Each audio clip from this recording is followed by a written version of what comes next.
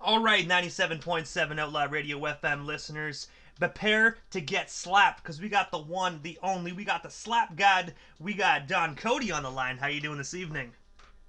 I'm alright, bro. I gotta say, man, how's everything out there in Ohio, man? You know what I mean? 2020 is really, really kicking our asses this year, unfortunately. Oh my goodness, it's crazy. I think the governor probably about to lock us down again, man. It's been a little weird. Actually, the weather been even crazier, man. The beginning of the week, man, it snowed on Monday, and then it was 70 degrees on Tuesday. It sounds like Ontario weather, brother. I'm not gonna lie to you, man. Down here, it's like obviously it's November, but normally we get snow and everything. Right now, it's summer weather, man. I could have went to the beach today, man. If it wasn't for me having my surgery, I could have went to the beach and went swimming in November, and that's not I proper. believe it. That's not proper for Canada. Yeah, I know. Y'all further up north than us, man. It's crazy. We ain't getting no lake effect nothing this time around.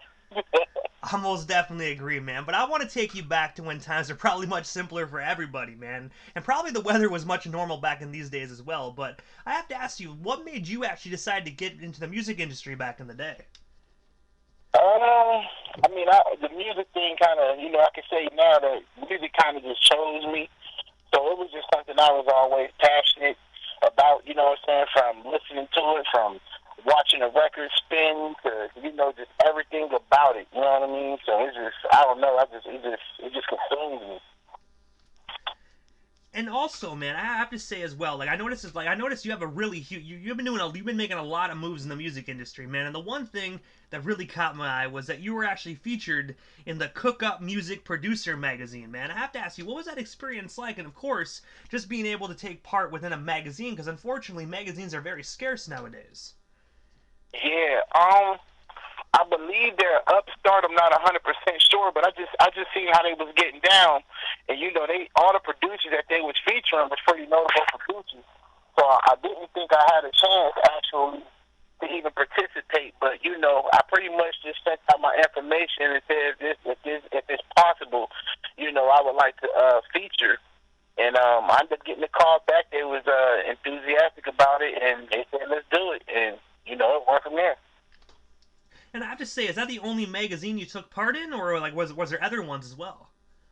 Well, I didn't feature in too many magazines. I did a collaboration with a magazine company called the Hype Magazine. So I didn't necessarily feature in there, but I worked with them. You know what I mean? So I haven't had too many magazine features. As crazy as that sounds. And I also noticed as well that you were actually the first prize winner of the Mass Appeals Rhythm Roulette contest. I have to ask you, tell us a bit more about that contest, man. And of course, how did you get connected with that company? What's crazy is like with Mass Appeal, they got a YouTube series that was called Rhythm Roulette, where basically they take a producer, blindfold them, they go to the record shop and they pick three records, and they got to go to the studio and cook up with the records they pick.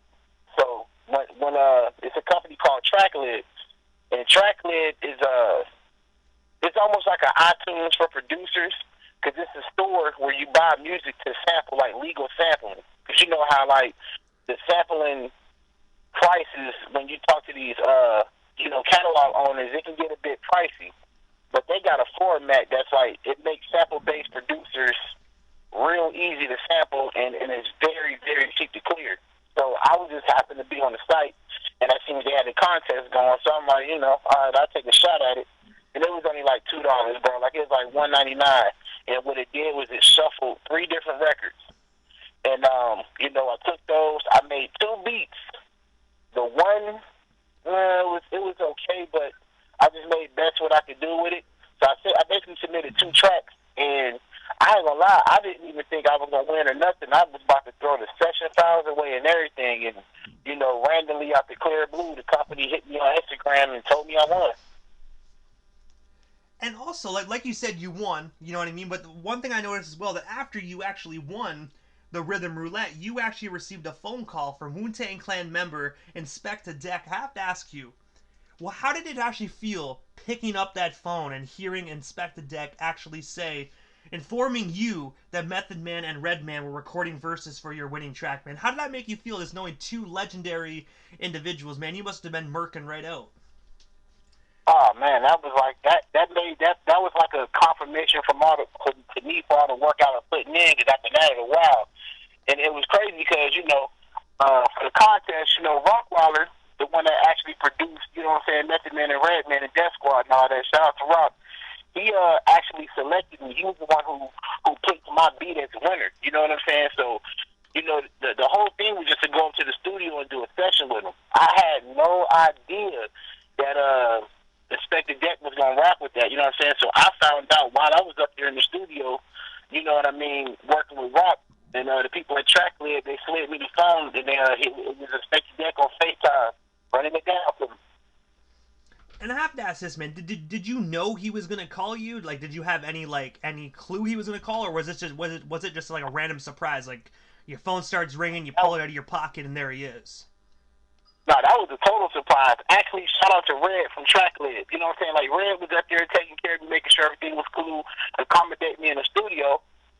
And they just walked in, and he had the phone like, "Hey, Kody, I got a surprise for you." And I'm like, "What's up?" He had me the phone, and this Inspector Deck, bro. Like, I was satisfied with just being in the studio working with Rock. I'm up in New York. That was my first time getting busy in New York and all that. So I was that whole experience was enough for me. That was the top. And then getting that phone call and FaceTiming him. You know what I'm saying? Like, that was a tipping point right there. I was already totally satisfied with the whole experience, and then boom, that was just the cherry on top.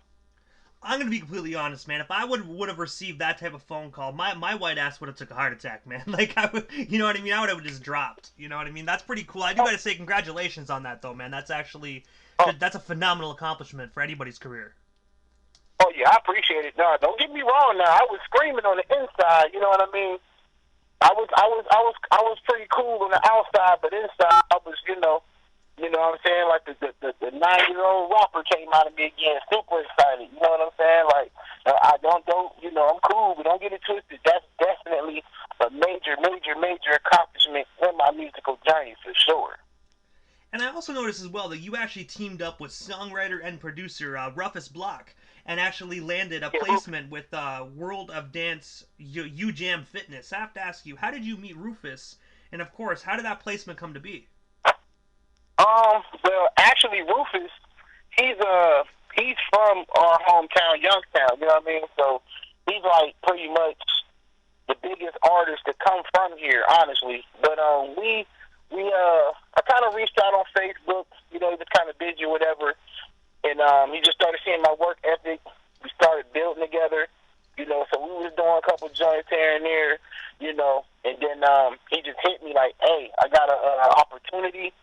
If you can pull this off, probably be a couple dollars in it for you. Let's see what you got." So he laid it out for me.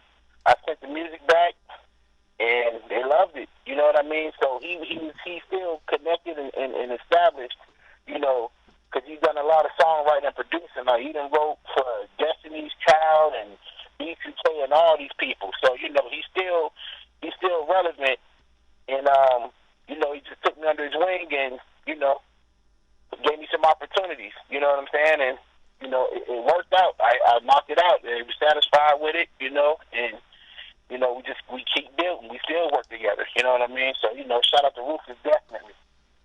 And I have to ask you, do you guys have any current projects in the works right now, or are you guys just doing your own separate bit? Well, I'm still moving separately. I still got my own thing, but we still work together. So yeah, definitely, we got some work coming up. We're working on some more placements. I'm just waiting on the word for like the song list or whatever, how that's going. As of right now, I'm not 100%, but I want to say I'm a good 90%. I have a record on an upcoming project with him and Mad Lion called Black Lion. So you can look forward to me working on that a little bit. So we still build material. Like, we email it back and forth damn near every day. So I don't know where everything gonna land, but we definitely working though. And also, I noticed as well that you actually hosted, mixed, and designed the retail mixtape titled Best of Frisco Street show series. I have to ask you, what was it like actually working on that project? And of course, where can our listeners buy or stream that today? It was dope. Like basically, I was working with a company called 100 Racks Energy Drink, based out in the Bay Area. And it just so happens the guy that owned 100 Racks, he actually owned the Frisco Street Show brand. So he was taking a liking to me and saying, "Hey, Kody, I want you to put these best stuff together." So I'm like, "All right, cool." You know what I mean? I'm just paying my dues pretty much at this point. You know, so I took on the project. I did it. He actually sent me all CDs, so I didn't even have like digital music to go. I had to literally go through about 30, probably about 30, 40 CDs and pick tracks to make 7 projects out of. Mix and host them like a mixtape, and design all the artwork.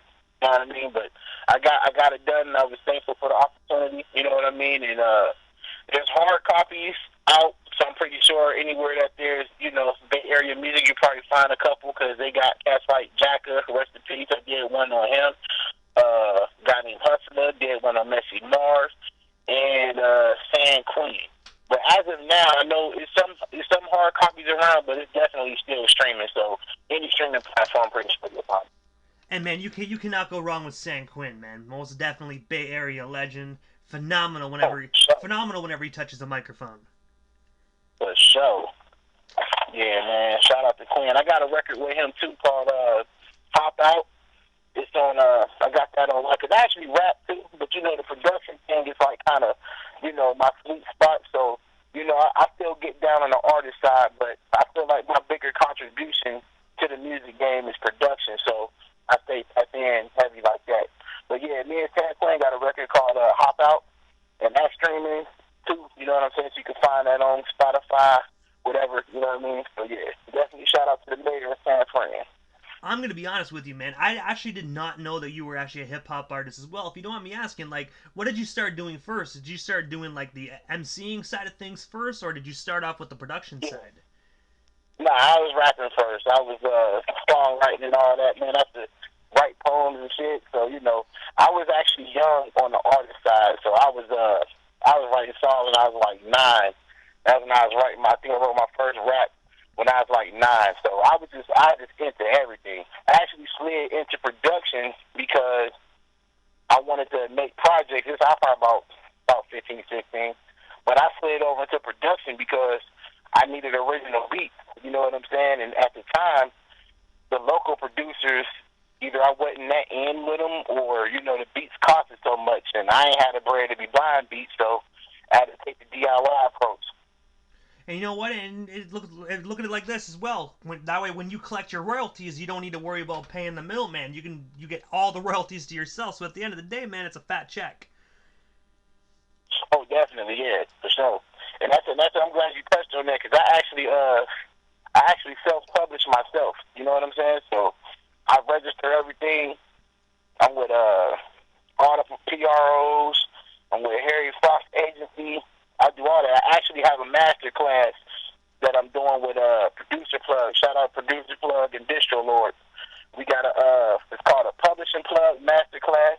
And basically what I'm gonna do is I get on Shindig and I show the artist, step by step how to do it. You know what I mean? So that way they can register all their own music, and that's just one less person, reaching in their pot. You know what I mean? They can control it all themselves. And while we're on the topic of do it yourself beats type stuff, I have to ask you, man. Our listeners, I get a listener base from all over the world, and some of them are even underground artists as well. How would these individuals go about getting a hold of you if they actually want some high quality beats that you make? I actually got a beat leasing site. You can go to DonCody.com, and of course it's Don Kody K. You know what I'm saying? Kody with a K. But I got that going on. If you want to message me on Instagram, see what's going on. But I got the beat site going up. I drop a lot of instrumental albums. You know what I'm saying? So if you happen to be on Spotify or any of that, and you catch an instrumental album, you can contact me to see if that track is available still. You know what I mean? So I'm all around great, and I'm wherever I can get it off at. And I also noticed as well that you were actually connected with Yompton Digital. I have to ask you, how did yourself and Yompton actually get together? Actually, Johnson is my company, but like basically how it actually started as an apparel company. It was more or less like a merch thing because I'm from Youngstown, Ohio. In the early '90s, the nickname for Youngstown was Johnson. You know what I'm saying? So because it got wild, it was they kind of compared it to Johnson because the OGs was wilding out, and I just kind of was just bringing it back. It was more or less like a nostalgic feel. You know what I mean? So I said, you know what, I'm gonna go ahead and do something homebred because I wanted to do something that was like our identity, not necessarily just coming up with something random. And Yompton went from like an apparel thing, and then I had opened the studio for a short while, so I just called it Yompton Digital, and then I just layered that over into like a content company, pretty much. And also, I noticed as well that actually back in August, excuse me, sorry, you actually released the album Instrumental Therapy, Right My Wrongs. I have to ask you, what's the inspiration behind that album? And of course, where can our listeners buy or stream themselves a copy of that instrumental record? Um, well, the concept of Right My Wrongs is I got a fan base in the prison system, pretty much because my music is kind of it hits the prisons as well. And basically, that was just my way of, giving them something. I figure everybody can relate to that. I've been locked up before, and I know, and I'm an artist, so if I'm sitting in there, when I was in that motherfucker, I was right on the back of all the kites. I had all kind of lyrics and shit. I was right on the back of kites. Motherfuckers couldn't send shit out because I had them all, great lyrics on them and shit. But I just did that so that they can listen to the beats and write down their feelings, right their wrongs. You know what I'm saying? Tell their story. Maybe to help them. Maybe to help them calm down. Sometimes you got them days in there that's more intense than others. So maybe sitting there listening to my beat tape and writing their shit might have helped them might have helped them calm down, and they might have felt that they was gonna crash out that day. You know what I'm saying? So maybe that's just my contribution. I don't know if it helped or not, but that's my intent, and hopefully it do. And also for that particular project, my disclaimer on there was like if any inmates bought it on a JPay tablet once they got out, or if they had a studio in the prison, that was an automatic lease. You know what I'm saying? So they can record music to it, they can make songs to it and put it out or whatever.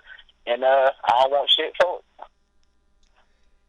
And also, on November 4th, you dropped a video for your song Cost of Doing Business featuring, Trapacino and Stevie Capone. I have to ask you, what's the story behind that song? And of course, can our listeners actually catch a listen to that music video?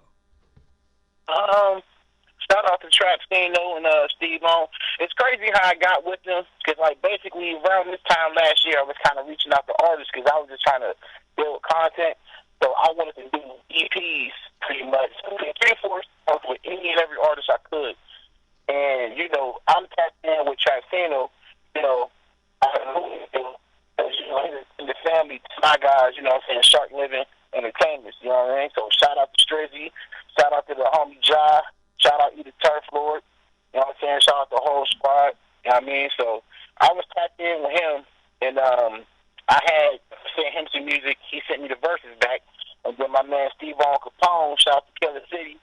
You know what I'm saying? Kansas City, I'm tapped in out there. Shout out to my man Pittsburgh Filthy too. Shout out to Jake Capone. Shout out to all the homies out that way. I had sent him a separate amount of tracks to do an EP with me. Because like I said, I was trying to do as many EPs as I could. But, life shit started happening. I had to slow down a little bit. And then I'm sitting there with these records. And what's so crazy is they didn't even know each other. You know what I'm saying? And I took the verses from the EP I was doing with Trap and the verses that I was doing with Steve Vaughn, and I combined it together into an EP called Hood Activity. And, Cost of Doing Business is one of those songs.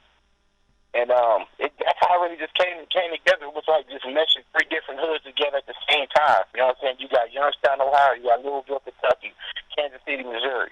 You know what I'm saying? And, there's the hood activities, man. We bridging the gaps one slap at a time. That was pretty much the idea for it. So, shout out to the Kansas City Cartel. Shout out to, the Pull Up Gang Empire. Don Kody, is there anything I happen to miss during this interview? Anything else you still want to let our live listeners know while we still have you here live on Outlaw Radio FM? Let me see. Shit. Tap in if you need slaps, features, whatever. DonCody.com if you want to lease. I got 2 tiers on the leasing side. Basically, I got one tier where you can't necessarily monetize, but you know what I'm saying, you can get started. That's kind of like for the new up-and-comers or whatever, if they just want to try to get down. You know what I'm saying? And that's like the $14.99, $29.99. You can get the unlimited lease and do what you want to and make your money off of it and all that. You know what I'm saying? And, you know, that's how I'm rocking. And if you want some custom shit, you can hit me personally. Just make sure you got the bag, because that will not be cheap because of the time, of course, and my work. But other than that, man, I'm just trying to work, man. So however people can reach out with me, get with me. Listen to them instrumental albums, tap in, see if they're still available. I'm trying to network it up still, man. And so, Don Kody, this is the time in the interview that I give a chance for the individual that slides into the 97.7 Outlaw Radio FM airwaves. Just a chance to give shoutouts to whomever they want to give shoutouts to. And of course, man, your social media handles. That way our listeners can follow you and stay updated on everything Don Kody if they're not already doing so. Alright, on Facebook, DonCody.com/DonCodyGotSlapped. Instagram, @DonCodyGotSlapped. I'm building my Twitter, so y'all can hit me up on Twitter. Turn me up on Twitter, man. I'm terrible right now. But that's Don Kody Got Slapped without the Z on it. It's just Don Kody Got Slapped because I had one account with the Z on it, and I lost the password, so I had to start over. So, yeah, Don Kody Got Slapped on Facebook, Don Kody Got Slapped on Instagram, Don Kody Got Slapped on Twitter. And DonCody.com, period. You know what I'm saying? So if you can't find none of my socials, just remember DonCody.com, and to take care of everything else. And I gotta say, Don, thank you so much for taking the time out of your busy evening and coming on 97.7 Outlaw Radio FM. It was an absolute honor, man, and most definitely a privilege, and I hope down the line we can make this happen again. Oh, no doubt. I appreciate everything, man. I'm turning on some more artists to you, too, man. I appreciate your platform. And I see you tap in with the real ones, too. Like, this ain't some old rinky-dink shit, man. So shout out to you, man, because you be interrupting. I mean, not interrupting. You be interviewing some legends in the game. So trust me, the privilege. I feel privileged to be on your platform as well. Hey, man, I look at it like this. I'm gonna be completely honest with you, man. A lot of individuals, they always say to people that the interviewer's giving them the time. No, man, you're coming on my platform, yes, but you're the one that's actually sitting here. You accepted my inquiry. You came on my platform, so I gotta thank you, man. You know what I mean? I wouldn't be doing interviews if it wasn't individuals like yourself accepting. So thank you so much, brother. I appreciate you. No doubt. You have yourself a wonderful night, man, and most definitely stay safe out there out in Ohio. You too, bro.